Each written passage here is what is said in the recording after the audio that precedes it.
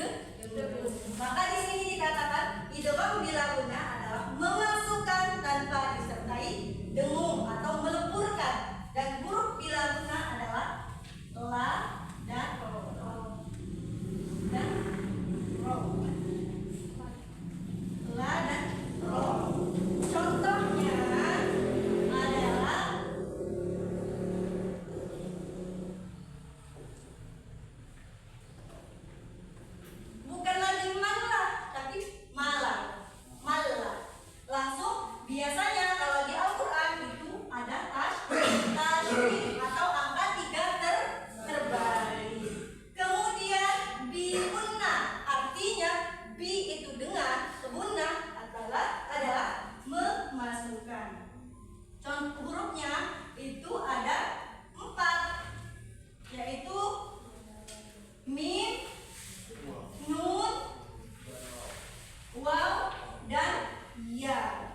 Dan dia karena biruna artinya dengan dengung, maka di sini ada 2 pendapat ulama. Yang pertama, ada ulama mengatakan panjangnya itu 4 harokat atau 2 alif. Namun ada juga mengatakan 3 harokat. Kedua hal ini sama-sama benar, tidak ada yang salah.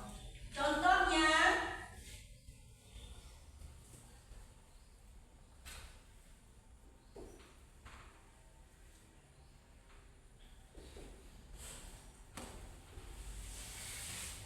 Mayaku tahan dulu. Nunnya dihilangkan, dileburkan ke huruf ya. Jadi panjangkan 4 harokat atau 3. Mayaku. Dan cara menghitungnya bisa pakai jari atau bisa pakai ketukan. Bisa juga misalnya tadi ya miwako misalnya. Jadi dia dibaca tahan dulu dan nunnya dihilangkan. Akan tetapi di sini ada pengecualian, artinya izhar mutlak. Jadi walaupun dia idgham bi gunnah, jadi ada izhar mutlak. Misalnya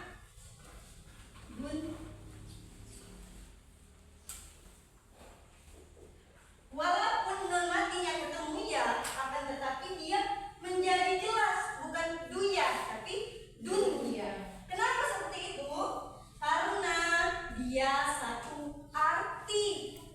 Dunia artinya dunia. Jadi dia satu kata.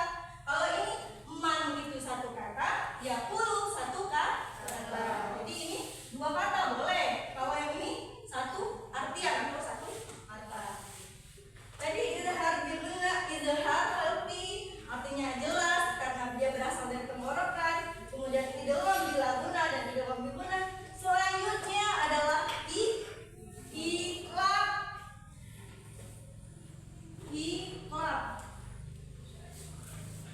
Nah, iqlab ini hampir sama dengan idgham bi gunnah. Artinya dimasukkan dan nunnya di sini dirubah menjadi mim. Dia khusus huruf ba. Khusus huruf ba yang berasalan dari bibir. Contohnya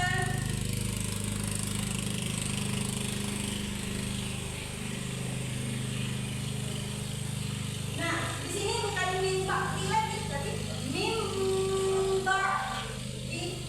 Nah, jadi dia ditahan sebanyak 2 alif atau 4 harokat atau juga bisa 3 harokat. Tiga hal ini atau kedua hal ini sama-sama benar.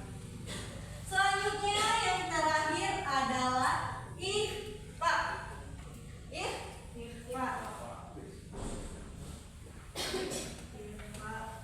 Ikhfa ini artinya menyamarkan. Nun di sini disamarkan ke huruf yang 15. Kuncinya yaitu selain dari hamzah, ha, ain, ha, ghain, kha, selain dari huruf ba dan selain dari huruf mana, waya. Nah, maka dan juga beda selain dari la, ro. Maka 15 hurufnya nanti itu disamarkan. Dan cara bacaannya bukan nunnya dirubah menjadi akan tetapi disamarkan. Nah, di sini Ibu ada contoh gigi. Ini tempat keluarnya huruf.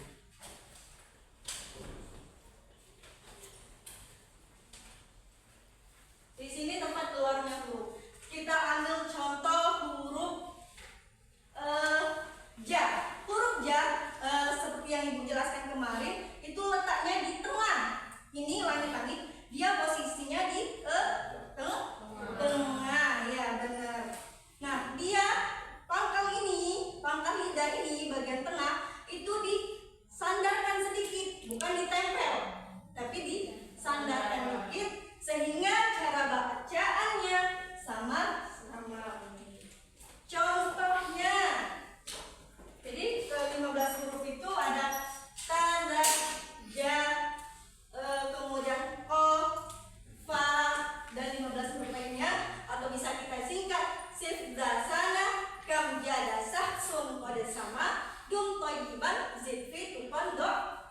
kelima. Itu menurut matanya ya. Nah, contohnya Ibu kasih contoh.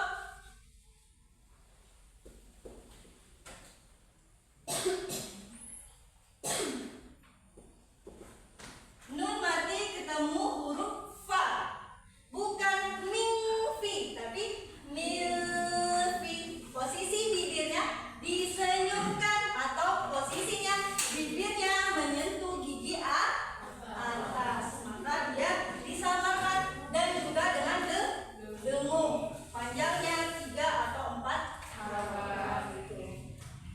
Oke, baik. Mungkin pembahasan kita yaitu yang pertama adalah izhar, kemudian idgham dibagi menjadi bila guna, di guna, kemudian ada iklab dan ikhfa. Jadi ada berapa hubungan mati dan tanwin? 5.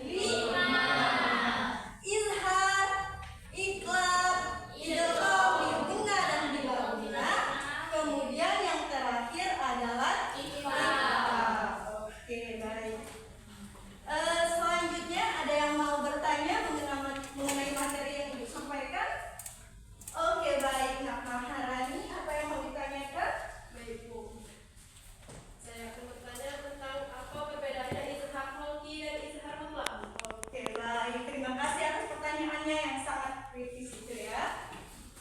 Jadi perbedaan antara izhar kholqi dan izhar mutlak itu hanya pada pertemuan huruf selanjutnya. Jika huruf izhar kholqi artinya dibaca jelas karena huruf selanjutnya adalah huruf yang berasalkan dari tenggorokan, yaitu ada 6: hamzah, ha, ain, ha, ghain, kha. Berasal dari tenggorokan, tidak boleh berasal dari yang lain.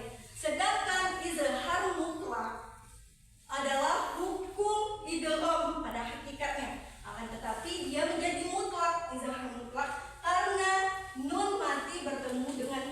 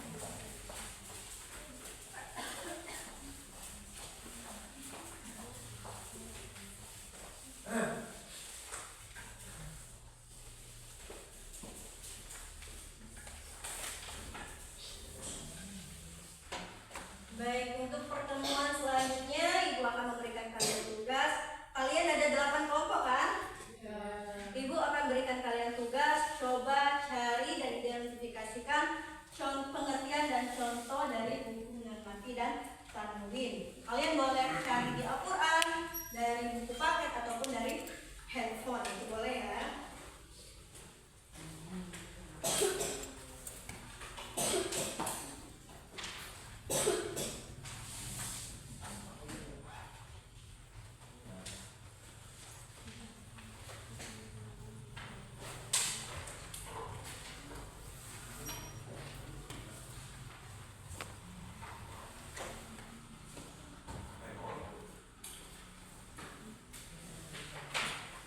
Baik, terima kasih atas pertemuannya hari ini.